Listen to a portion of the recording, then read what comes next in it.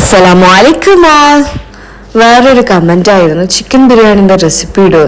അപ്പൊ എങ്ങനെ തുടങ്ങിയല്ലേ? ഒരു പാത്രം എടുത്ത് അതിലേക്ക് കുറച്ച് ഓയിലും ഗീയും ചേർത്ത് സവാള കൂട്ടിയിട്ട് വഴറ്റിയെടുക്കുക. പിന്നെ ഇഞ്ചി, പച്ചമുളക്, വെളുത്തുള്ളി ഇവ കൂടി ചേർത്ത് വഴറ്റിയെടുക്കാം. പിന്നെ ഇതിലേക്ക് തക്കാളി കൂടി ആഡ് ചെയ്ത് തക്കാളി നന്നായി വഴണ്ടു വരുമ്പോൾ മഞ്ഞൾപ്പൊടി, കുരുമുളക് പൊടി, ഗരം മസാല ഇവ ചേർത്ത് ഇളക്കി യോജിപ്പിക്കും. അതിനുശേഷം ഉപ്പ്, മഞ്ഞൾപ്പൊടി, മുളക് പൊടി ചേർത്ത് വെച്ച ചിക്കൻ ഇതിലേക്ക് ആഡ് ചെയ്യാം. കുറച്ച് മല്ലിയില കൂടി ഇതിലേക്ക് ഇട്ട് കൊടുക്കാം. ഇനി നമുക്ക് ഗീ റൈസ് പ്രിപ്പയർ ചെയ്യാം.